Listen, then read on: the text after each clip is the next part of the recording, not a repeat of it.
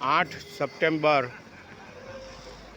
2025 Bharuch railway station circle. આ સર્કલની પાસે એક પીધેલો માણસ અહીં સૂતેલો તમે જોયો છો. જે બે હોમગાર્ડવાળા ભાઈ બી આવીને પાણી નાખ્યું પણ એ ભાઈ ઉઠી ના શક્યા.